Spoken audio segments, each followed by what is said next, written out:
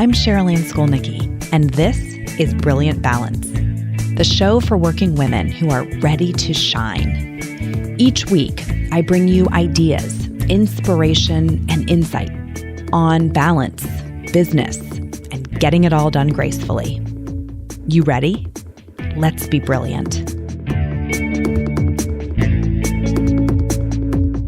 This is episode 280 of the Brilliant Balance podcast. So every now and then, when it is time to record an episode of this show, I ask myself, what is the message that you most need to hear? Meaning I, right? What is the message I most need to hear? And might there be anyone else out there who needs to hear the same message? And I remember recording an episode a while back called Let Yourself Come Up for Air. And I was in that space where I was very much talking to myself when I recorded the episode. And this week, when it was time to write the episode, I had some unexpected schedule changes that caused me to be out of town. And then I had a second unexpected schedule change that caused me to be out of town. Then I got sick with a respiratory thing. And I asked myself when, this kind of to-do list item of write the notes for a podcast, record the podcast, kept getting bumped back in my schedule until I was really up against a deadline. And I took a deep breath and said, what do you really need? And what I needed to do was not have that particular task on my list so that I could get some other ones caught up. And I thought, you just have to take your own advice here and let yourself come up for air. And so that is the episode that I am going to re-air this week for you, the listener. And here's what I know happens. Every time I do this, I feel a little bit guilty, and I think, I'm not sending out a new episode. And yet, every time that I have chosen to re-air an episode, someone will email me or DM me on Instagram and say, oh my goodness, either I missed that episode the first time around, or when it aired, I just wasn't in a space where it was particularly relevant. But when I heard it this time, it was just what I needed. And so I've really come to trust that. I've come to trust that little prompting that says, this is the one, this is the episode to air. Often, again, it's because it's the reminder that I need. And so this week, I am going to bring you this rebroadcast of an episode called Let Yourself Come Up for Air. It is a love letter to you if you are in a space where things are feeling particularly heavy, where you have your head down and you are just pushing through. And I want you to challenge that energy and give yourself permission to just take a breath, to give yourself a chance to let the joy bubble through, to let something just for you come into your day today. And this episode is going to be your guide. So without further ado, here it is. Let yourself come up for air. So today, I want to speak to you directly if you feel like you are underwater, like you just have your head down and you're swimming hard and you're just trying to get through whatever it is that you're in. There are times for all of us when we find ourselves in that situation. I've been there. I'm sure even if you're not there right now, you can remember a time that you were there. We've all been there. And some times that I think of that can put us in this situation pretty predictably, there's 3 of them. So think about your life. Do any of these apply to you these days? The first would be crisis. Could be a personal crisis. It could be a work crisis. Maybe you're an entrepreneur and the business is really struggling. Maybe you work for an organization and their stock price is plummeting, or their market share is declining, or they have a new competitive threat. Crises, whether they are at work or personal, can be all-consuming, right? We can commit so fully to navigating that crisis that it's like we're underwater and the world around us sort of disappears. The second time that I think this can happen is when we're in a period of intense change. Something really big is changing for us. I think about things like preparing to get married or getting married.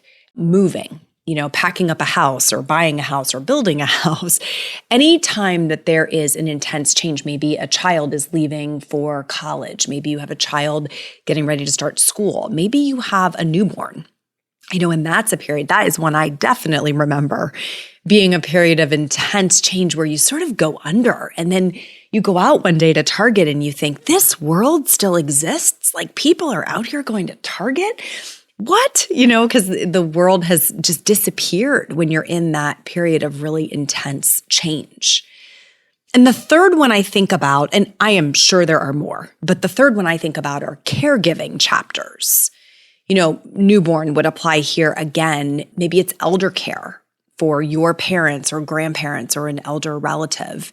Illness, a period of illness, especially serious illness for someone in your household, or injury, where there's a hospitalization or a long recovery period and rehab involved. And those caregiving chapters are intense. They are times much like those periods of intense change or periods of crisis, or God forbid, all of them happening at once, right? Like a newborn in the NICU with a really serious illness, that would constitute all three at once. These are times when we feel like we're swimming underwater, right? Our lungs are straining and our muscles are aching, and it's like we just can't possibly take a break. But in those really dark or really difficult times, we need light more than ever. When we're really deep underwater and we are swimming so hard, we need to come up for air. We need to let ourselves come up for air, to find a little normalcy, to remember who we are, to just breathe. And so that's what I want to talk about today, is this notion of letting ourselves come up for air. And if this is you right now, I am speaking directly to your heart today. If this is something that someone who's in one of these chapters, you may want to forward them this episode. And otherwise, I want you to listen and bookmark this and come back at a time that you may really need to hear it in that moment. And I'm going to talk about a few different angles on this subject today. I want to talk about why we need to let ourselves come up for air, and also why we resist it. And then I want to talk really pragmatically about how to do it, right? And I'm going to get into each of those things in turn here. So first, why do we need it? And I hope this is obvious to you. I hope as you hear me set up those scenarios in which you might find yourself swimming underwater, it's clear why we would need to come up for air. But let's just review. First of all, we need recovery. Exertion recovery as a pattern really is how we're wired. It's who we are made to be. And so when we're in too long of a period of exertion without associated recovery, we get in trouble. We get tired and we can start to go under. And so we really have to be intentional about finding those periods of recovery. Second, the ability to, what I'm saying is come up for air, can give us like the emotional reset button. In psychology, sometimes we call this pattern interruption. We're in a pattern, we're just breathing the same air, thinking the same thoughts, doing the same things over and over again. And that ability to change the scenery, to change the soundtrack, to change something about our circumstances really can allow us to press that emotional reset button and get a new perspective. Give our sympathetic nervous system, the one that activates fight or flight, give that a break and let our parasympathetic nervous system, which is that restful, the ability to access rest and breathing and calmness, can let that rise up. It's like resetting the hormones in our body, really. Those stress hormones of cortisol and adrenaline need an opportunity to drop. We need to stop producing them by telling ourselves we're safe. And we need it. We need this opportunity to come up for air because we need to be where no one needs us for a while. We need to be in a space, even if it's momentary, where no one needs us, where we just are. It's just me, myself, and I. Or better yet, we need to be the one being taken care of, right? We need to flip the script upside down. And instead of us being the caregiver, the provider, the one solving all the problems, we need to allow ourselves to be taken care of for some period of time. And sometimes I think of it as we just need to let our souls catch up with us. They are trailing behind as we are swimming so hard. And sometimes we just need to pause and let our souls catch up with our bodies. So those reasons why we need it are hard to argue with, right? We are human. We are not robots. We're not some sort of artificially intelligence created creatures. Like, we are human beings who need these things. And yet we resist it. When we get into one of these chapters where we're really underwater, head down and swimming, we resist the very thing that we need. So why is that? And I was thinking about this as I was pulling together today's episode, and I came up with 5. You may have more than 5. I'd love to hear from you, right? If you have other ideas about this, I love it when I hear back from listeners. You can always comment on an episode. You can go to our Brilliant Balance Facebook group and drop a thread there about your response to this episode. But I think when I think about why we resist these breaks, the first words that come to my mind are the Atlas complex, right? You remember Atlas? Atlas kind of put the world on his shoulders and was responsible for carrying the world around. And I think of the Atlas complex as this belief that the world will literally fall apart without us holding it up. It can be sort of an addiction, that no one will do it like me. It has to be me. I am singularly responsible for holding the world up on my shoulders. And I think if we're honest, a lot of us have that pattern of behavior. A lot of us feel this sense of importance or necessity that we are using, right? And so that Atlas complex is the notion that if I don't do this, the whole world will literally fall down at my feet. That's not the prettiest thing to think about ourselves, right? I don't know that we love to think of ourselves that way. It has a bit of a savior complex undertone, but I think if we're honest, it's quite true. I know it has been for me, sort of the no one can do this like me. The second reason I think we resist coming up for air is guilt. We will let someone down. This is a selfish act to take a break. How could I possibly, give myself permission to come up for air? This sense of guilt that I would be doing it wrong, that I would be letting someone else down, that it isn't right, is the second reason. And this one is prevalent. I mean, we feel guilt about so many things. Why wouldn't this be one of them, right? It's just yet another manifestation of where guilt can get in our way. And the third may be a bit of a riff on the first. So I called it fear, right? Fear of what could happen. What if I take this break, what could happen? And this really can be compounded by trust issues. So it goes right back to that Atlas complex. I can't trust anyone else to do it. It has to be me. What if something happens while I'm not there, while I'm not watching, while I'm not handling the situation? What if someone else gets the phone call? What if someone else has to manage through it? That fear of I am the only one who can handle it. The Atlas complex and fear are sort of intertwined a bit in our hangups about why we don't want to come up for air. Hi, it's Cheryl Ann. Thanks for listening. Did you know that the ideas I share on this show are things I also can help you implement? If you want me in your corner helping you find more time for what fills you up, go to brilliant-balance.com/schedule and sign up for a free exploratory call. Give yourself this time. You'll be so glad you did. The fourth one's a little different, though. The fourth one is habit, right? We've forgotten how. Some of you have been in these chapters for so long. It's like Groundhog Day. You are now waking up. Today will be just like yesterday. This is all I can handle. I'm not sleeping. I'm not eating. I'm not taking care of myself. I'm not exercising. I'm not showering, whatever it is. And this is just who I am now. And this is just Groundhog Day. I am in a new habit where crisis has become my normal. And that is a dangerous pattern to get into, right? That is a dangerous pattern to get into. So habit, this notion of Groundhog Day, is one that I want you to pay attention to if you're realizing, man, I haven't come up for air in a long time because I have forgotten how. Because that, we're going to talk in a minute here about some ways to break that habit.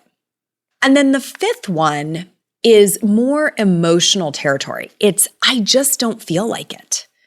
I don't feel like doing anything that is joyful or relaxed. How could I possibly be relaxed or be joyful when this is going on, whatever this is, right? The crisis, the caregiving chapter, the period of intense change.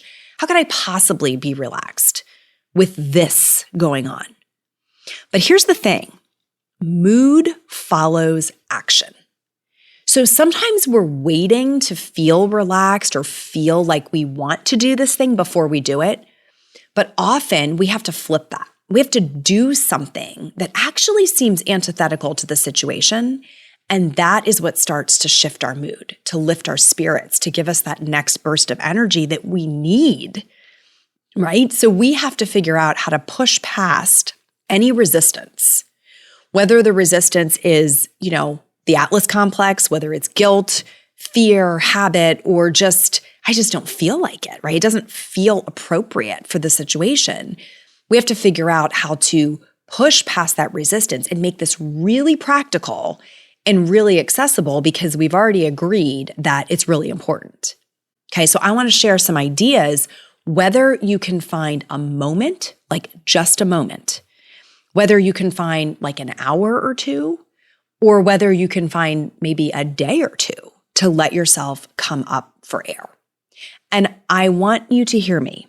I know you will resist this. I know you will say that is fine for other people. Wonderful ideas here, just not for me. Thank you very much. I will continue to manage the situation as I have been.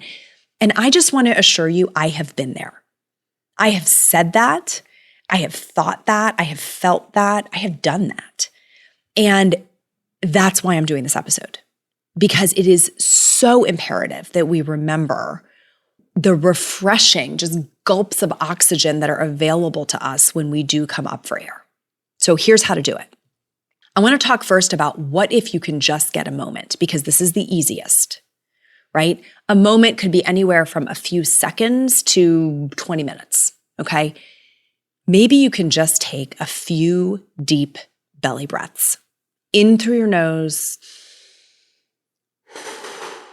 out through your mouth. You can do it right now, right? In through your nose, out through your mouth. 3, 5, 10 of those, amazing. It literally reminds you of coming up for air, right? Like as though you're swimming underwater so hard and your head gets above the surface and you take that big deep breath in.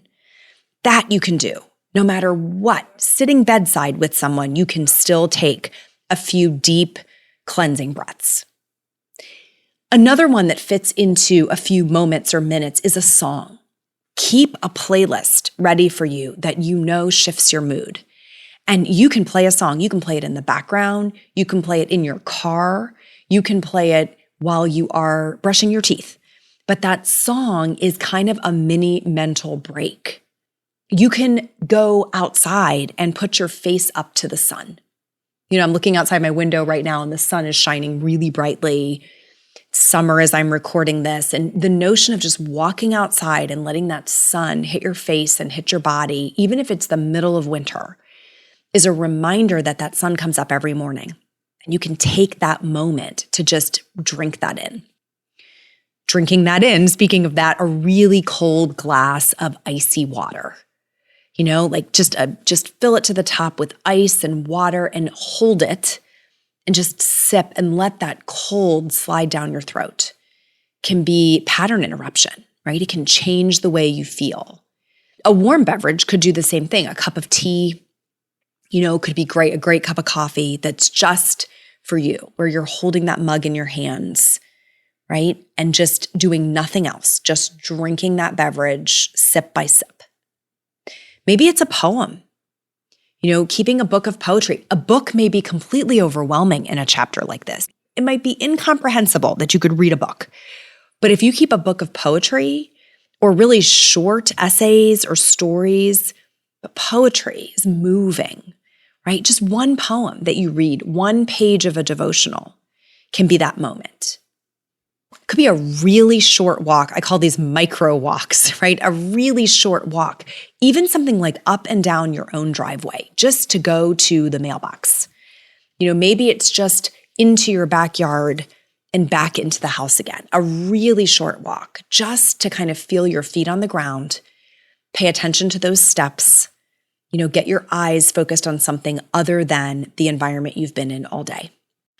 Maybe it's a podcast, a 15 or a 20-minute podcast that just gives you something entirely different to think about. Could be entertaining, could be educational, could be inspirational.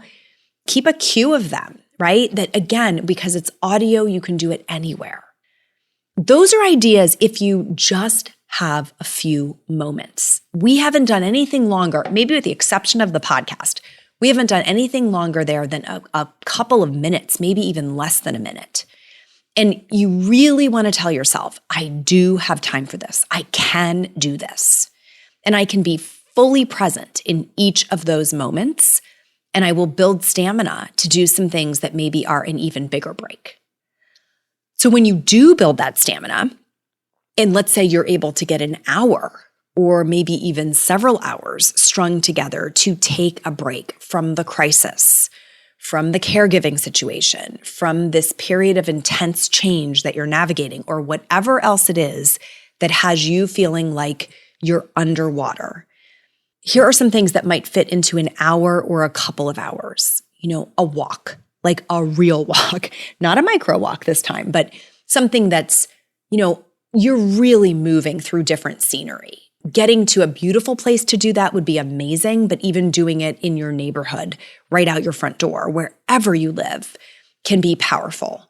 A yoga class or a yoga practice, a bike ride, that you just get a change of scenery, and you could be alone, you could be with other people for that hour or several hours.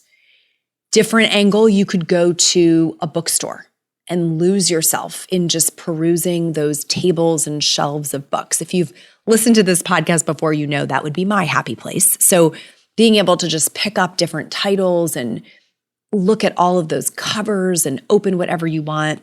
A library might fit the same, scratch the same itch. Maybe you do an art project. Maybe you love to paint or to draw, and you can keep things out on a desk that when you get an hour, you can walk straight over to that and pick up that project where you left off.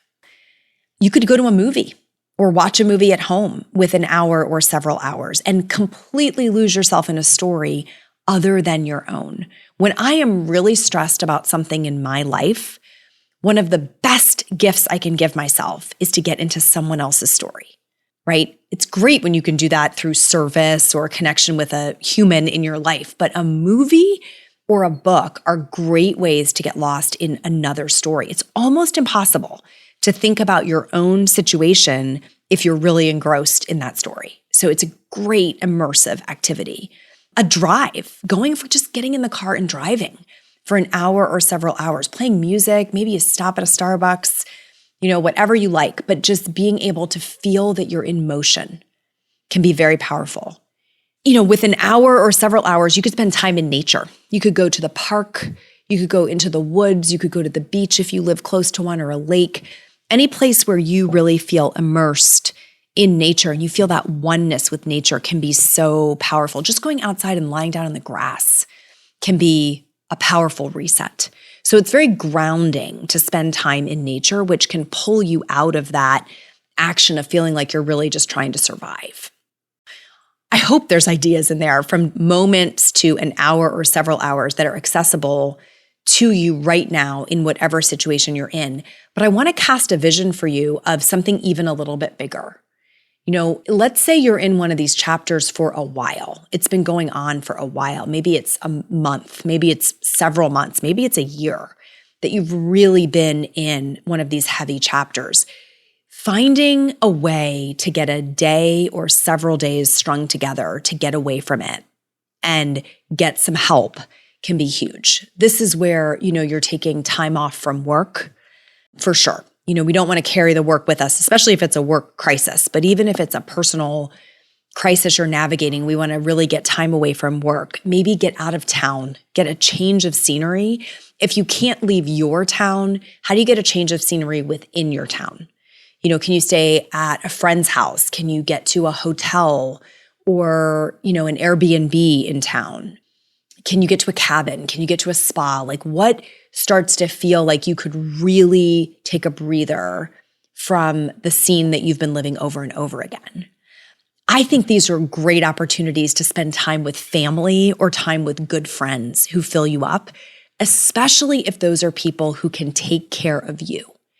If you can let yourself fall into someone's arms who is willing to make you a meal or give you a place to stay or put a drink in your hand or pour you a cup of coffee or give you a hug, that is so restorative. And over again in my life and in so many of the women who I've had the opportunity to coach, that chance to lean into letting someone else take care of you can be incredibly restorative when you're in one of these chapters.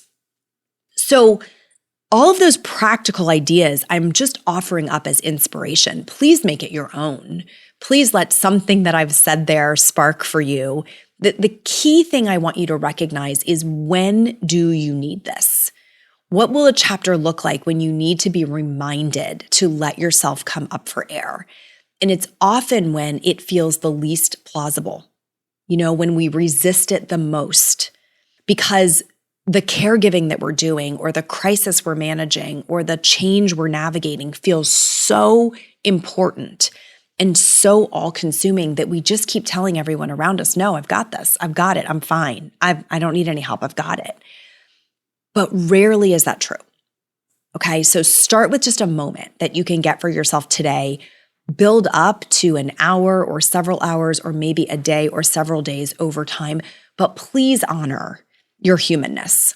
Honor that great power of letting yourself come up for air when you are in one of these chapters, and let yourself experience the immense benefits. You will go back to managing the situation around you with more grace, with more patience, with a lighter heart than you would otherwise. That is my message for you today, my friends. Please share this with someone in your life who needs to hear it right now. It means so much to me when you take these episodes and send them out into the world to people who need them. And if you are new to this community and someone shared this episode with you, come join us on Facebook in the Brilliant Balance Facebook group. Just search groups for Brilliant Balance and come join us there. We would love to welcome you in and help take care of you through whatever it is that you are navigating. That's all for today, my friends. Till next time, let's be brilliant.